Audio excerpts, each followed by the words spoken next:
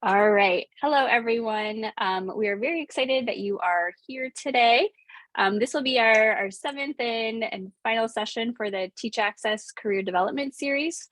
And just to go over a few tech housekeeping rules, we will have ASL interpreters that will be spotlighted with our presenter. We also have captions. So if you would like to utilize captions, you can hit the CC icon in the bottom menu bar to show captions. And as I had said, we're recording this session, so feel free to keep your camera off if you don't want to be on video. And then you'll also be able to watch the recording later on when I send it out. Throughout the presentation, if you do have questions, feel free to go ahead and drop those questions in the chat. We'll hold questions to the end of the presentation. So you can go ahead and put them in the chat so you don't forget what your question is, and then we'll make sure and call on you and be able to ask your question at the end of the presentation. So I would like to go ahead and introduce our speaker, Lex Gillette, a program manager in Intel's accessibility office, working to make the world a more accessible place by leveraging Intel technology. He's previously worked as a program manager in Intel's Olympic and Paralympic program office, where he helped to reimagine the future of sports by leveraging Intel technology to improve the Olympic and Paralympic ecosystems. He also assisted in scaling technology beyond the Paralympic space to improve the lives of not only athletes, but the entire global population of people living with a disability. Away from Intel, Lex Gillette is training and competing to represent Team USA in the upcoming Paris Paralympics. He is a 5-time Paralympic medalist, a 4-time world champion, and he is the current world record holder in the long jump for totally blind athletes. Paris will be his 6th Games appearance, and his goal is to bring back gold for Team USA. So we are very excited that Lex was able to join us today, and I will turn it over to you. Awesome. Thank you so much, Leslie. And with it being the 7th and final session this year, I feel like the athlete inside of me is like, oh my gosh, I got to make this really, really good, because I'm sure that the previous 6 were pretty phenomenal.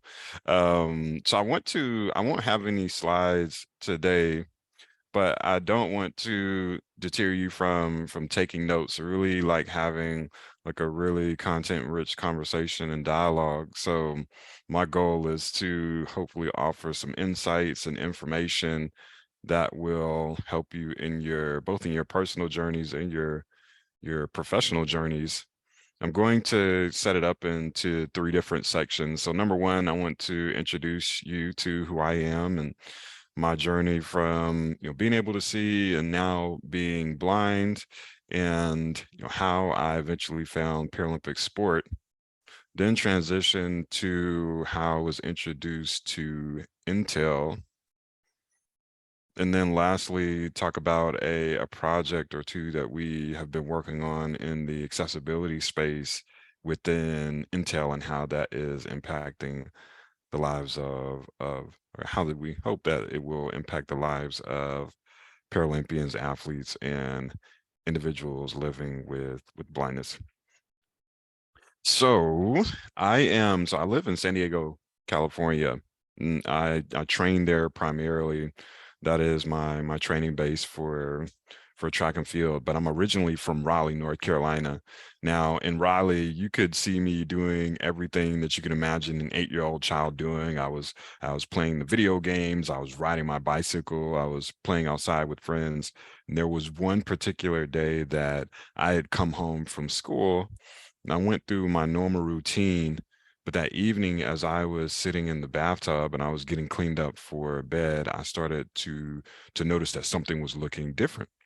And I'm looking down at my hands and they're now looking blurred. And I remember looking up at the lights in the ceiling and they were looking faint. So I hopped out of the tub and got onto the bathroom counter. And that is when I immediately knew something was wrong, because it was very difficult for me to see my reflection in the mirror. I told my mom. She thought maybe I had gotten something in my eyes from playing outside earlier in the day. We took some water, we cleaned my eyes out, which made it feel better, but it didn't clear my sight any. the next thought was all right, we're going to go to the doctor and see what the issue is. We had that first examination, and through that test, the doctors determined that I was suffering from retina detachments.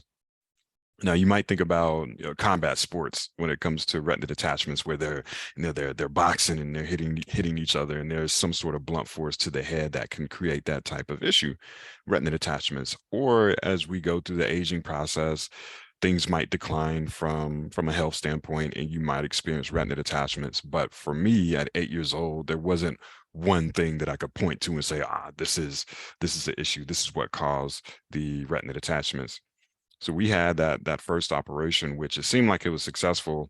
I could see well for about 3 to 4 weeks, and after that time, my sight began to get blurry again, and in that time, a little more than what it was previously. We returned to the doctor for a second examination. Retina's detached a second time. Doctors say that we need to have a second procedure, a second surgery, which we did. It seemed like it was successful. I could see well for a month. After that time, sight begins to get even more blurry than what it was previously. We go back to the doctor, have a third examination.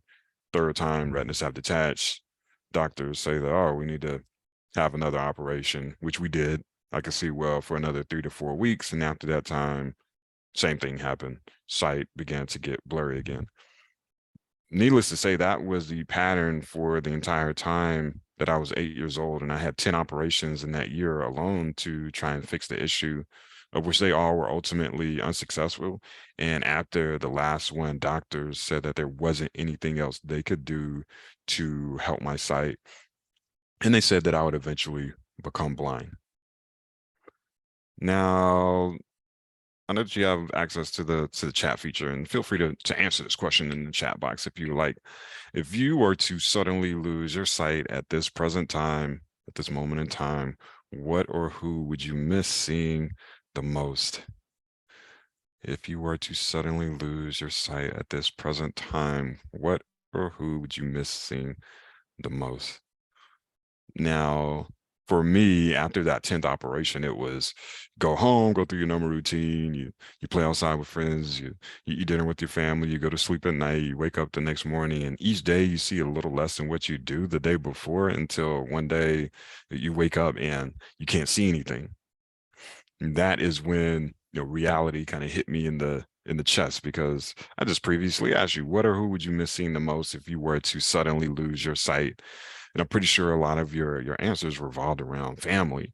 Being able to see your friends, your family. It could be siblings, children, could be spouses, partners, nature, being able to see sunrises, sunsets, and sky blue and the green of the grass, smiling faces. I couldn't see those things anymore, and that was it was really troubling for me in those early stages. But fortunately, my mom, she's been a really huge influence in my life. And I'm pretty sure that you all have had someone who has had a huge influence, who played a significant role in your lives. And my mom was the first person for me, letting me know that, you know what, you're still going to be able to do amazing things in the world, although you don't have eyesight. But she also let me know that at an early age, she let me know that the world is probably going to view you differently and look at you differently because you have a disability. They're going to think that you can and cannot do certain things. They're going to believe that you should and should not do certain things. But I don't want you to be confined to other people's expectations and opinions. At the end of the day, you dictate what it is that you want to achieve in life. You decide what you can do, and no one else. I think that's something that is important for all of us, no matter the circumstances or the challenges that we face in life. At the end of the day, you decide how you move forward from those experiences. So it was a lot of me learning that there was alternatives out there for me. When I lost my sight, I couldn't read print books anymore. So the alternative was to read Braille.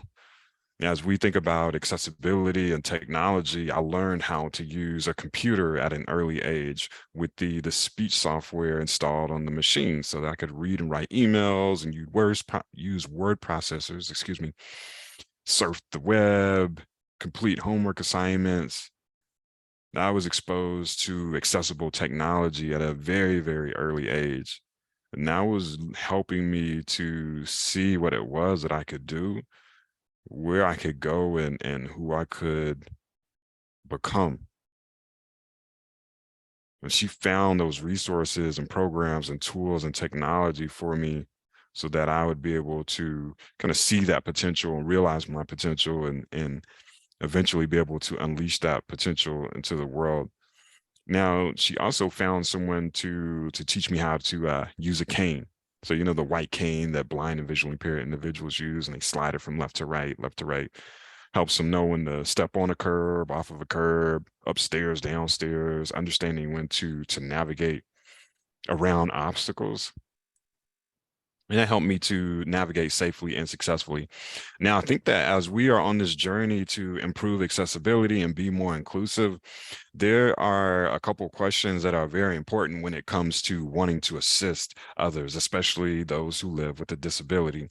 For example, when I'm walking down the sidewalk in downtown San Diego and I'm sliding my cane from left to right, I know exactly where I am most times.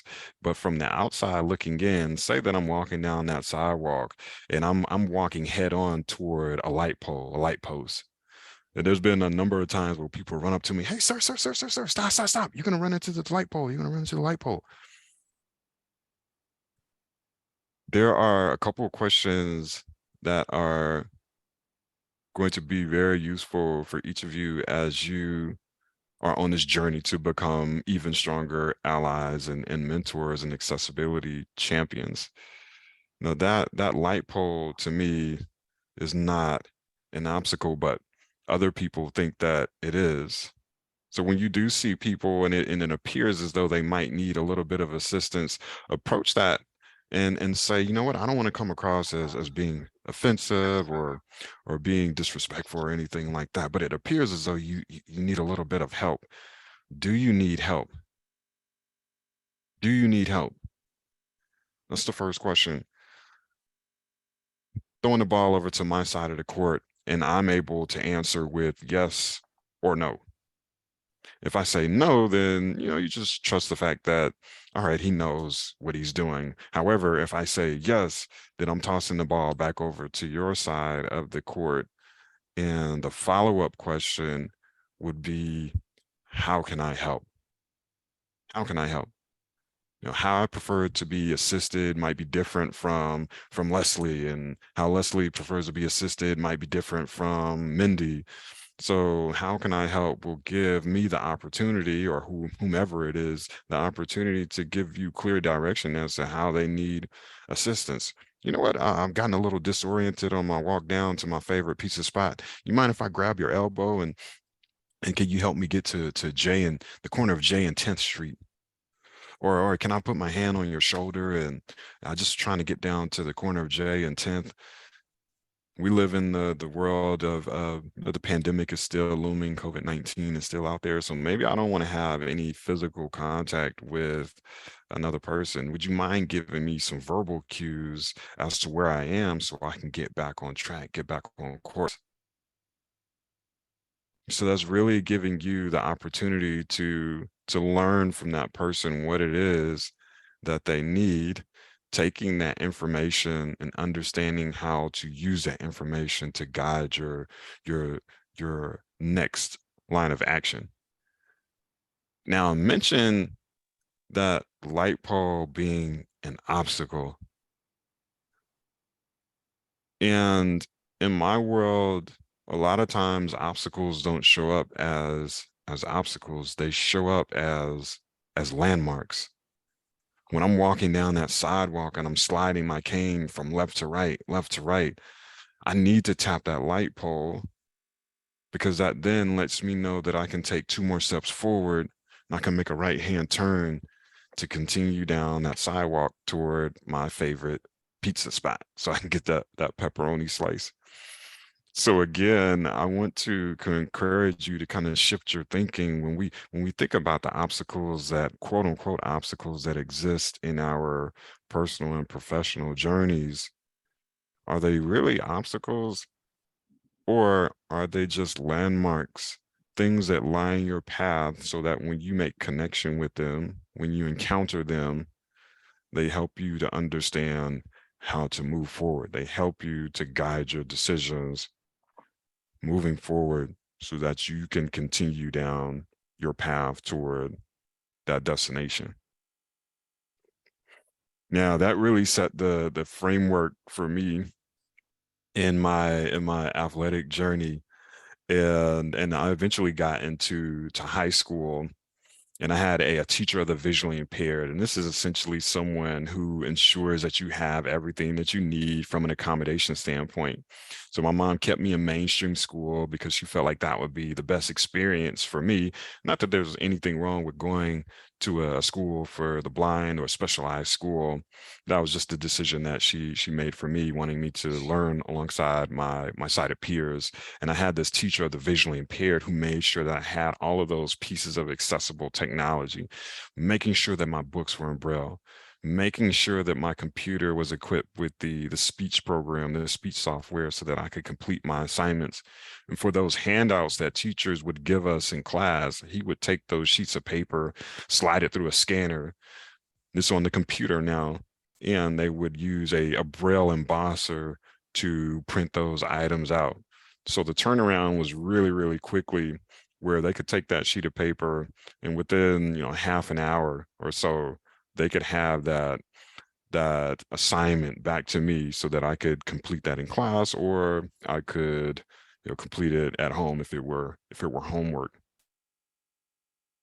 And I'll pause again too, because I think it's important to mention that, in this world of, amplified conversations around accessibility and inclusion and equity, imagine all of us being in that room, that classroom, and we all have the same computer. That's equality, right? We have the same piece of equipment, same computer, same device, same machine.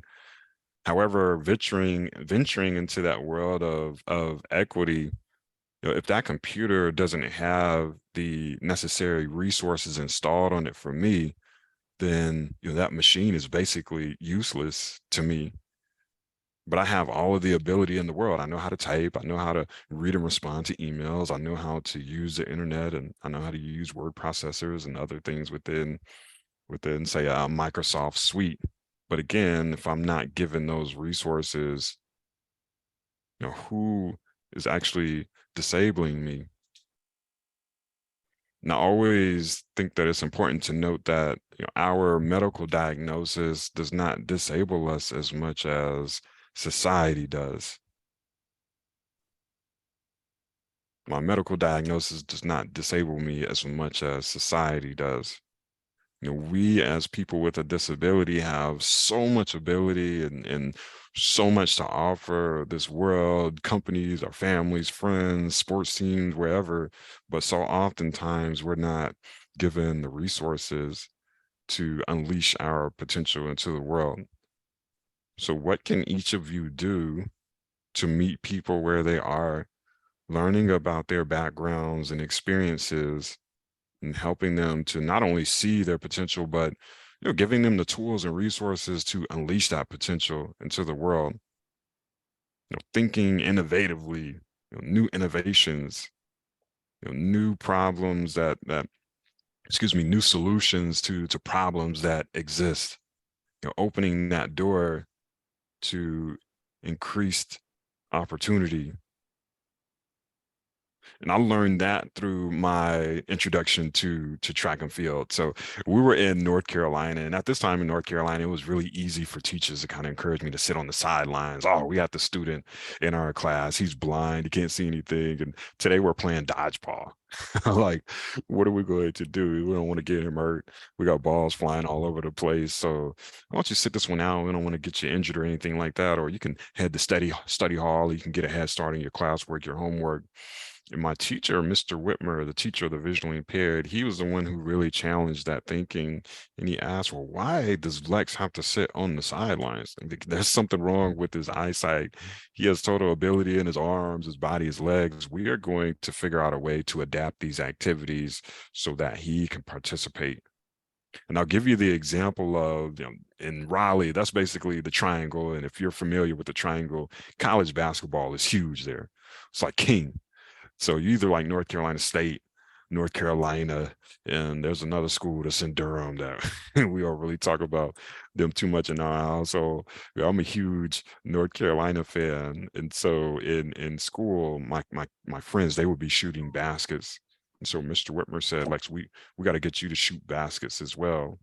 So what he did was that cane that I would slide from left to right, left to right, left to right, he would position me at the free throw line. He would take my cane, walk to the basketball hoop, reach up with that cane and tap the rim so that although I couldn't see which direction to shoot the ball, I could listen and hear where to hoist it up. Of course, in the beginning, I was terrible, not good at all, but he was patient with me and he continued to give me that verbal feedback as to where the ball was traveling. And finally, I was able to shoot the ball up and like, you know what that sound is. That's nothing but net. And it's those types of things that he implemented within that classroom long before conversations were amplified around accessibility, access, and inclusion. He was that example for me, seeing that we can make some adaptations and alterations to include everyone, no matter their abilities. And I got into track and field through a physical fitness test where we had to do a number of activities like as many pull-ups and push-ups and sit-ups. One of the activities was standing long jump, stand in one spot, arms back, knees bent, and you jump forward as far as you can. Mind you, I was one of 5 or 10 blind or visually impaired kids in the entire school, and everyone else could see. We had about 1,500 kids in our school. So I remember Mr. Whitmer showing me to this line that's on the ground, and it's my turn to take that standing long jump, and and I jump. And I just remember when my feet hit the ground, all of the voices in the gym were just like, "Oh, oh my gosh, this is so wild!" Like Lex, he jumped from here all the way to here, and he's blind. He's blind, like he's blind. He can't see anything. And Mr. Whitmer, he runs up to me hysterically, and he's like, "Lex, have you ever heard of the Paralympics?" And at that time, I hadn't. Told me it is the highest pinnacle of competition for athletes who have a physical disability. You can travel the world, you can break records, you can win medals, you can represent Team USA. So he then takes me down to the track and shows me everything about the long jump, showing me how wide the runway is, how long it is, showing me that there's a takeoff board that's in the ground, showing me the sandpit, how wide the sandpit is, how long it is. And I always consider it a blessing that I was able to see at a certain point in time because I have a reference as to what certain things look like. The ironic thing is that I've never seen anyone participate in the long jump, and I have very vague memories of seeing people participate in track and field as a whole. And of course, since I couldn't see which direction to run, Mr. Whitmer would stand at this takeoff board and he would clap and yell, straight, straight, straight, straight. So again, I couldn't see which direction to run, but I could hear, and we determined how many strides that it would take for me to get from start to finish. And at the right step, the right stride, I would jump, soar through the air, and land in the sand. Of course, it was challenging in the beginning, and there's a lot of trust that's involved, and the communication was huge. But I think as you all have come to learn that when we connect with people in an authentic and genuine way, you're able to achieve that much more. And you have that connection with other people. You really help them to see beyond what they thought was previously impossible. And that's that beauty of being able to partner and collaborate with others. And again, kind of circling back to the question that I asked earlier, what can you do to meet people where they are? Understanding their backgrounds and experiences, understanding that is at that point in time, that's a landmark for you. using that information to guide your decisions moving forward. And fortunately, I had someone early in life who really got me on the right path and helped to shift my mindset to see that just because I had this this blindness, that shouldn't deter me from my goals and dreams and ultimate vision. No, I've been competing for what, goodness gracious, like 18 years. So I started in high school. So I was really young and I'm starting to get up to like LeBron James age now. I'm getting old. But still everything is going good from a competition standpoint. But over my years of competing, I've been fortunate enough to connect with a lot of brands and companies on the basis of sponsorship and them providing that fuel and support on our road to the Olympics and Paralympics. And in 2019, I was approached by Intel to participate in their sponsorship program. So we have 4 athletes who were chosen to represent Team Intel on the road to Tokyo. And a portion of that relationship was a mentorship program that we had where each athlete was connected with an individual, an executive within the organization, someone who's been with the company for a pretty decent amount of time. And I was connected with an amazing champion for people who have a disability. Her name is Laura Barbaro. She's been with Intel for, goodness gracious, I think like 25, 30 years. And so she gave me a lot of insight into the company and a lot of their initiatives around disability inclusion, accessibility, being more equitable and really tapping into the diversity that lives all around us. And fortunately, toward the end of my sponsorship, um, we had a conversation around employment and looking into, what could things look like past athletics. And so I was offered an opportunity to work at Intel toward the end of my sponsorship agreement. And my first landing spot was within the Olympic and Paralympic program office. Now, the first thing that really struck me about Intel is the fact that they are they give you all of the resources that you need. They served as a Mr. Whitmer for me, understanding that, okay, well, in order for him to do his job in the best way possible, he needs JAWS for Windows. So JAWS is a very popular screen reader that you can install on your computer. So I use that on a daily basis to check my emails and get work done, create PowerPoints for different projects, and um, you know anything that is Intel related. And they've also given me all of the necessary pieces of external excuse me, external pieces of equipment like a braille display. So I have this braille display that connects to the computer via Bluetooth, and whatever I'm typing on the screen, it actually shows up on the braille display so I can read that with my hands. And as I navigate down the screen using the arrow keys, that braille display refreshes and it pops up on that screen whatever is now in focus on the actual computer screen. So those are the 2 pieces of accessible technology that I use the most in my job. And in the Olympic and Paralympic program office, we were responsible for providing all of the tech needs in and around the Olympics in Tokyo. And the relationship extended to the Paralympics in the beginning of 2022, starting with the Beijing Paralympics. So that sponsorship with the Paralympics didn't start until 2022, although we have been working with the Olympics since the games in 2018. I recently moved over to the accessibility office in August of this year.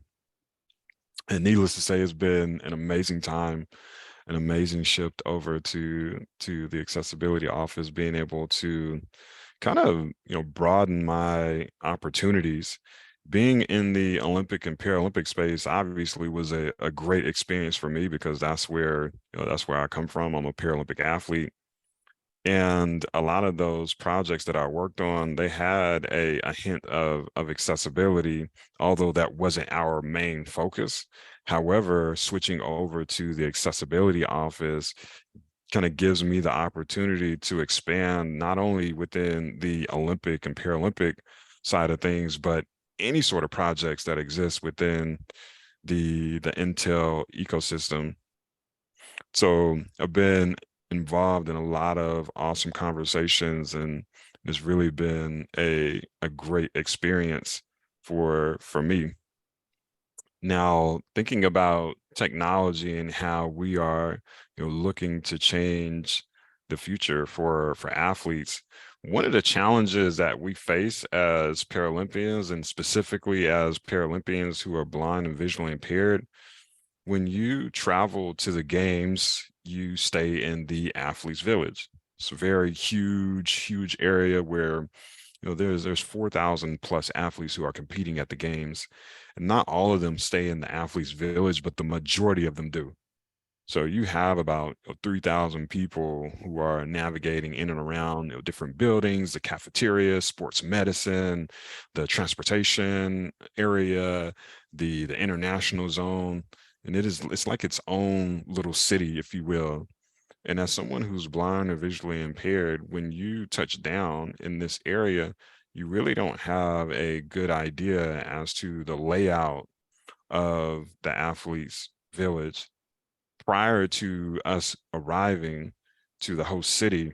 If you have eyesight, you have the ability to kind of view different maps and like virtual like a virtual map, if you will, and different 3D options, and basically, in short, you're able to visually understand the layout and see where things are. Whereas if you don't have eyesight, it makes it really difficult. So one of the projects that we are working on right now is known as wayfinding.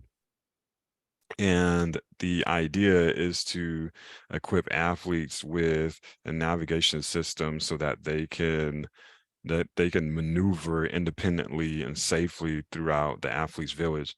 One of the things that we had discovered was that some of the athletes, they were getting injured by not really having context around how the athletes village was constructed, and also just this idea that if you are blind you always have to use assistance from a sighted guide. That is so far from the truth. I mean, there's so many different times where I want to get out there on my own and maneuver independently. Growing up in the fashion that I did, independent achievement was very huge, and we found the alternatives and resources to be able to, those things served as a connector so that myself and other people who live a similar experience, we can take care of our responsibilities and our business on our own. And it's no different when we get to the athletes village. I do have my guide who I mentioned, he's standing at that long jump pit, and he's also running with me in the sprint events at the Paralympics. And most times we're usually roommates at the games as well. So as you can imagine, you spend hours upon hours with this one individual. I want the opportunity to be able to walk out of my room and get some me time. You spend so much time with one individual, I'm pretty sure you want to get away from them for a little bit as well. So this wayfinding, what we're doing is it's a camera-based positioning system where you have your cell phone, and it's an app that you can download onto your phone. And prior to anyone arriving to the athletes village, there's a scanning process that happens where we are taking cameras and creating a point cloud map that will, it'll be in the cloud. And once that map has been created, your cell phone will connect to that map. And as you navigate through different areas around the complex, it'll audibly give you these directions. In 20 feet, you can turn to the right. and you'll be at sports med. In 15 feet, you turn to the left and you'll be at the international zone. In 50 feet, you'll need to turn to the right and walk an additional 25 feet. And you'll reach the transportation hall. So giving us the ability to maneuver independently, safely and successfully. And not only that, there's another component that I'm really excited about, where this is kind of in a future phase, but there's so many aspects of this athletes village that we don't know about. Like, you only know what you know, and for those who can see, there's different, historical pieces and information around. And there's plaques with different things that explain, oh, this is this area, or this is that. And so we don't have access to that information. And for me, I'm walking around and I don't see any of those things at all. So to have wayfinding there on the phone, and it give you some sort of audible notification letting you know that, oh, you can stop here and you can learn about the history of, this area and what this athletes village was built on top of. All of that information is huge, and it gives so much more color to that experience. It's so much more than just us going to the games and participating in track and field or in our respective sports. It's also about learning about the culture, learning about the people, learning about the opportunities.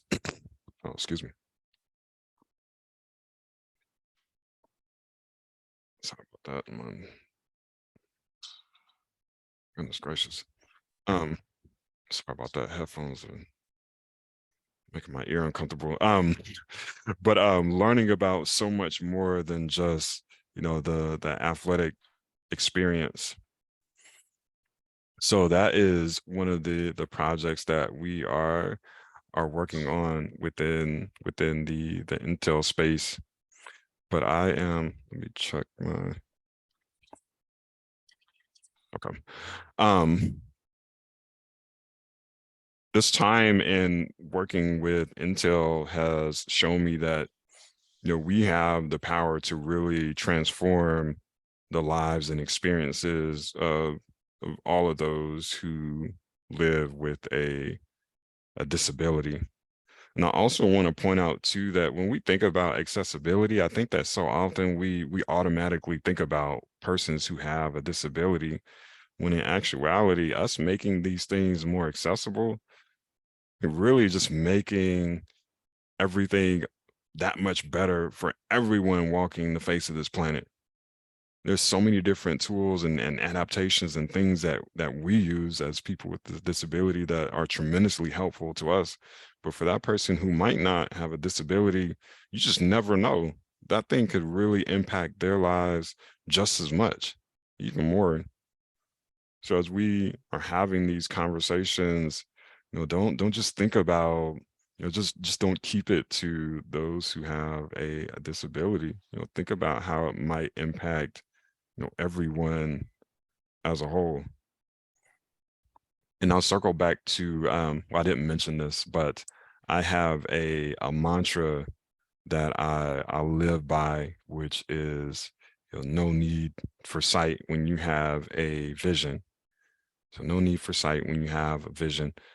And so in my world, it's not our eyes that ultimately determine success.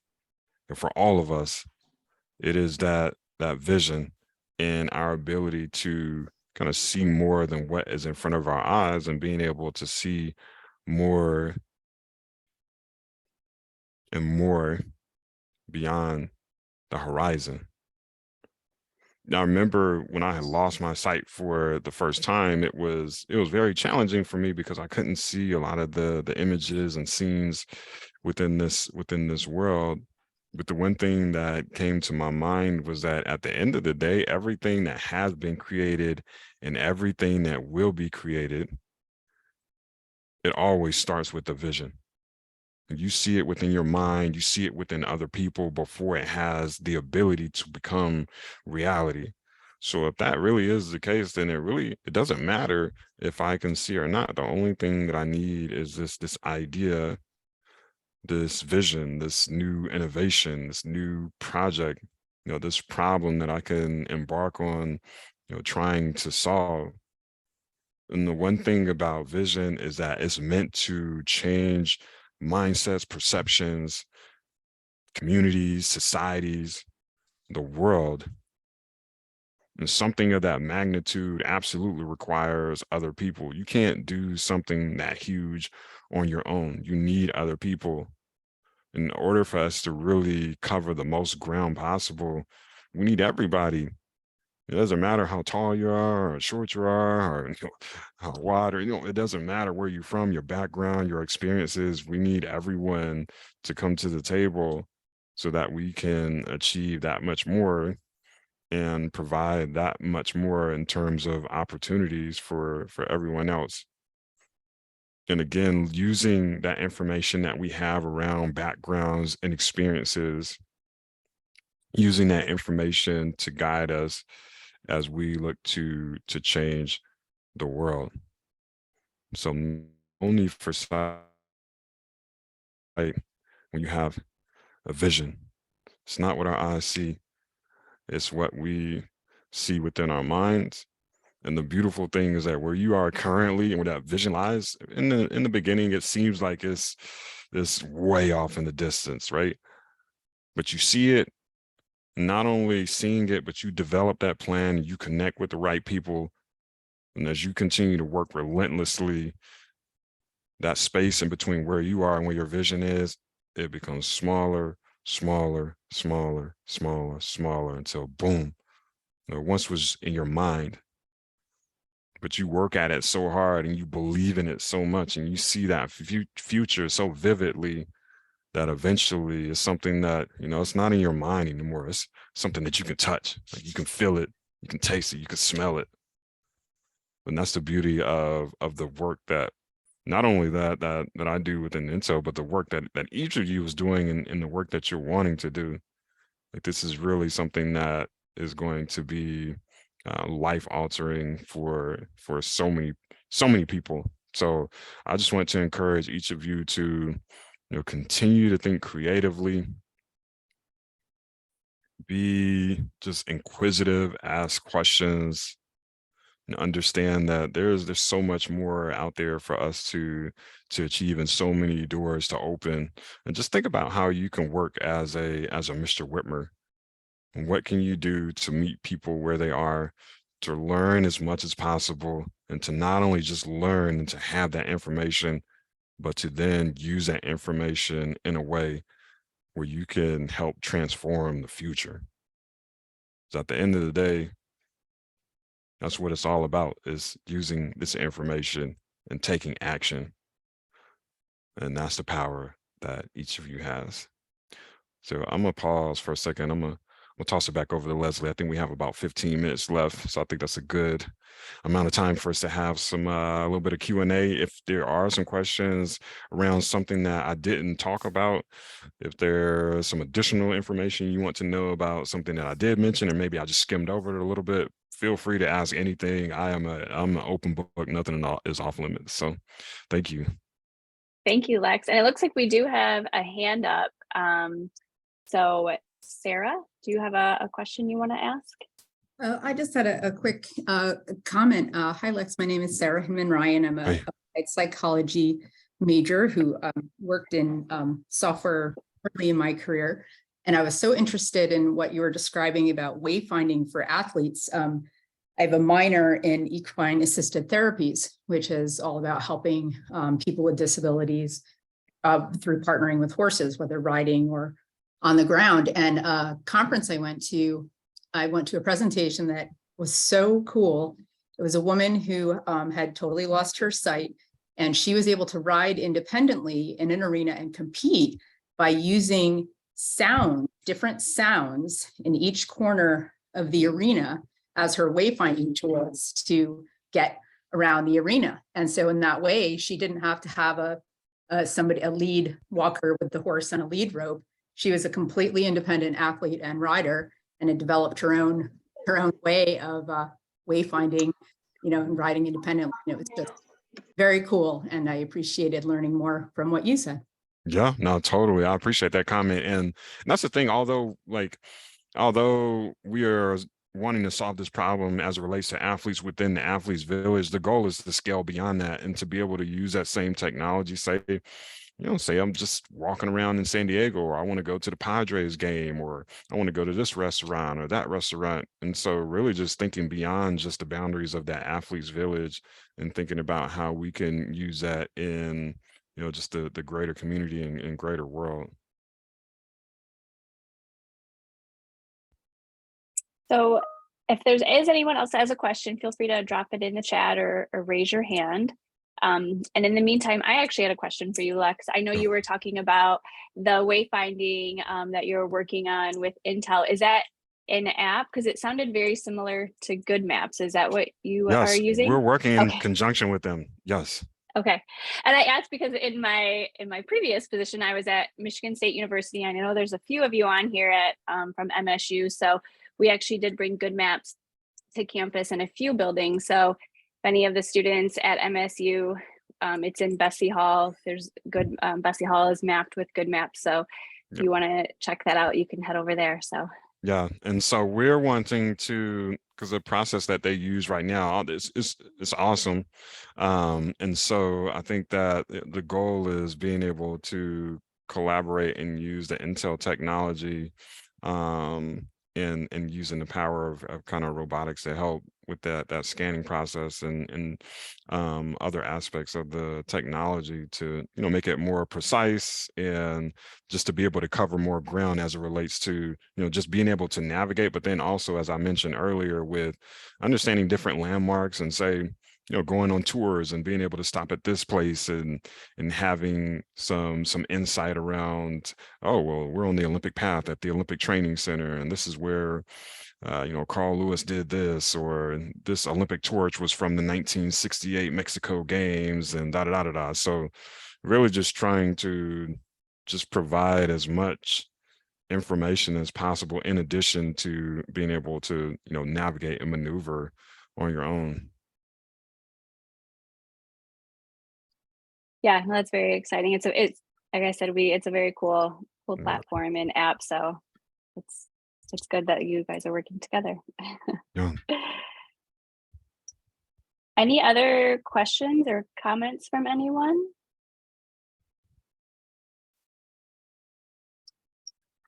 Oh, no questions or comments. That means that I didn't do my job. I know we had a little bit small of a group today. I know it's a busy time of year for many students, so I'm sure many will watch the recording. So yeah, that's awesome.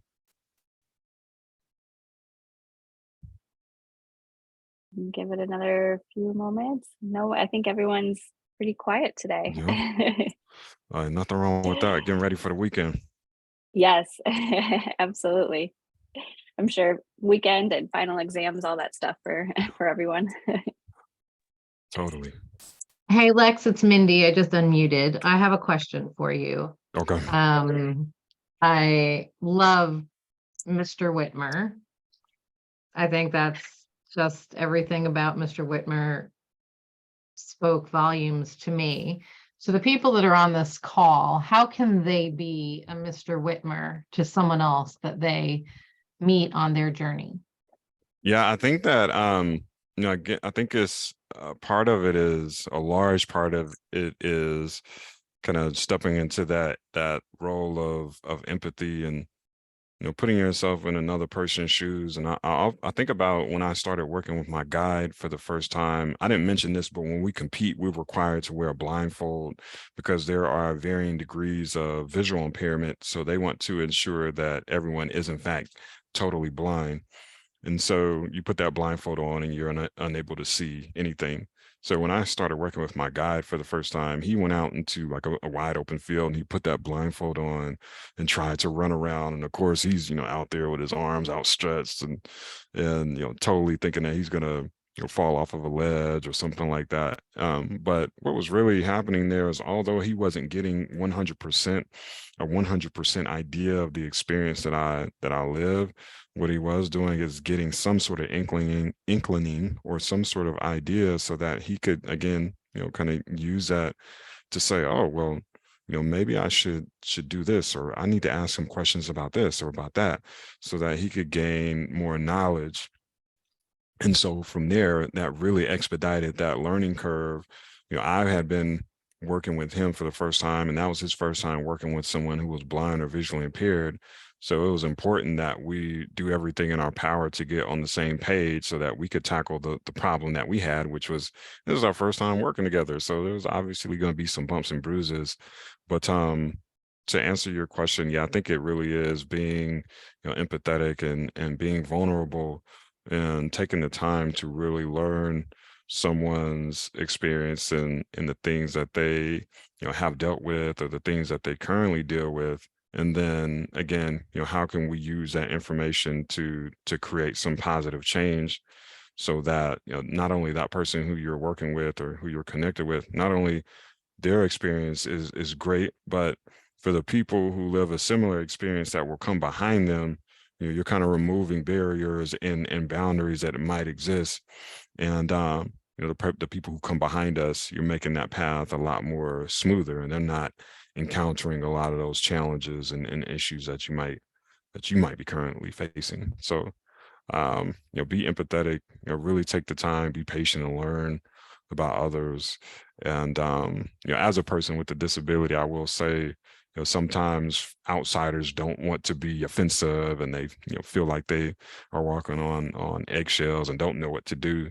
But as a person with a disability, you really can understand, you get an idea where people are coming from. And I think that, not to speak for everyone, but I think we kind of know who are the genuine ones who really want to help. So don't be fearful around asking questions, and just know that, at the end of the day, we all want to work together to create an accessible space for everyone. So get out there, learn as much as possible. Don't be afraid to ask questions, and most importantly, use all of that information to kind of transform the situation. The information does no good if you just sit on it. We gotta take it and figure out what are the action steps. Great, thank you. Any final questions? I don't know if we have any final questions, but I do just want to thank you so much, Lex, for attending and talking with us today. It was a great presentation, and I know a lot of great information, and we'll be rooting for you in the Olympics. Totally. Thank you so much. Exciting. Yeah, very exciting. So thank you everyone for coming. And like I did say, this is our final session for the career development series. We'll be offering it again next year. We'll also offer several other exciting student programs, such as the Study Away. So we'll be sharing that information with you, as well as keep an eye out for a survey to give some feedback. So thank you all for attending today. Thank you so much. Thank you, Lex. Thanks for speaking to us, Lex. Awesome. No, thank you. Thank you all. Thanks so much. Thank you. Thank you so much. Absolutely. Access people for this whole series has been wonderful. Absolutely. Glad you were able to make it. All right. Lex, it's Mindy. Thank you. Thank you. That was fantastic. Oh, no, I appreciate it. Thank you for the time. Yes. All right. Well, I'm Awesome. gonna end the meeting. Thank you so Yep. much. And I'm sure we'll be in touch. So Yes. have a great weekend. Absolutely. Thank you. You too. Yep. Bye. Bye-bye.